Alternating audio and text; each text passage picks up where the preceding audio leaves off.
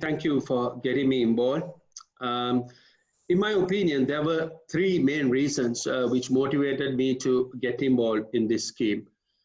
Firstly, because I was born in Sri Lanka and most of my education and initial work experience was in Sri Lanka. So I had a moral duty and also a passion to help my country of birth.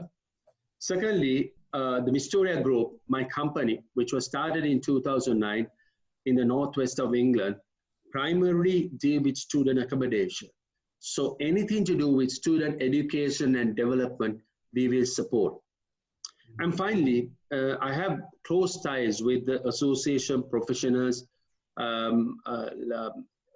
living in association professionals Sri Lankans living in the UK, APSL. I'm personally being a committee member in the past. So I have worked with the committee who are highly respected and honorable professionals who give their 100% of their free time for the good causes like this. So this is a way to show my continuous support to the APSL in the UK. Okay. Now, APSL scholarship scheme allows the sponsors to give the option to the sponsors to name the bursary after someone special to them as a way of honoring their memory. In your case, you decide to call your bursary Rohit Liyanage bursary. Why did you do that, and who is Rohit Liyanage? Yeah, Rohit Liyanage was my father.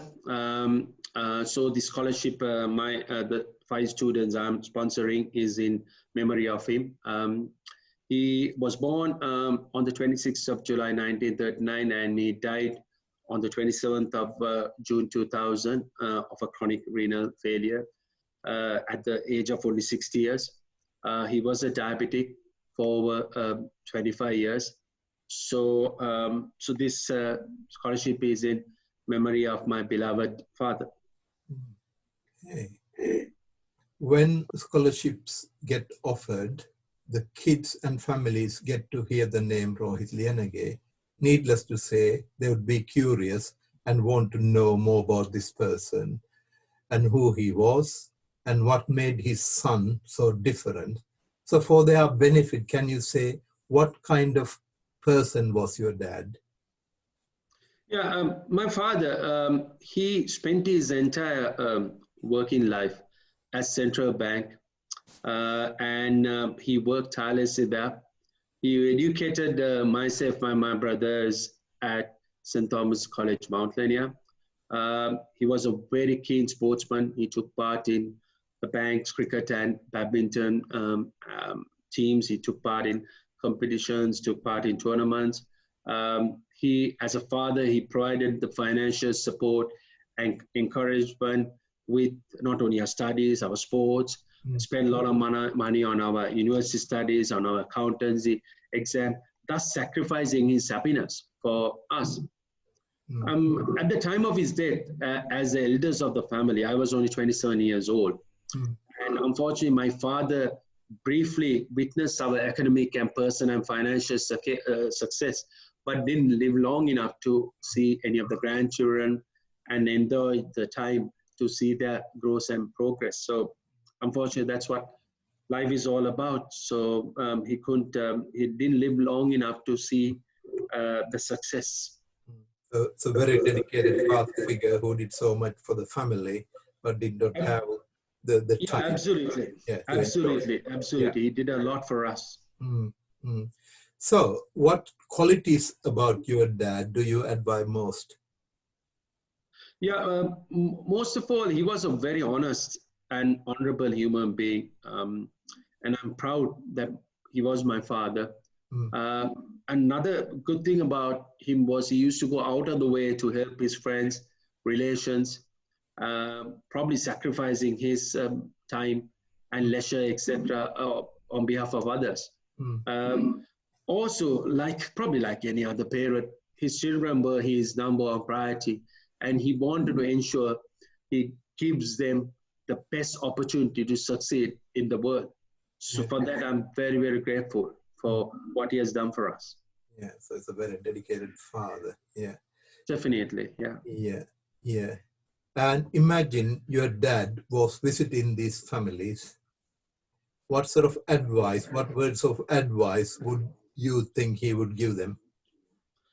I mean, I'm 100% sure he would give these children the same advice he has given us to work hard. He always says you have to work hard, work hard, work hard, perseverance, and never to give up on your goals, competitiveness, and have a balanced life. That's what's very, very important to him.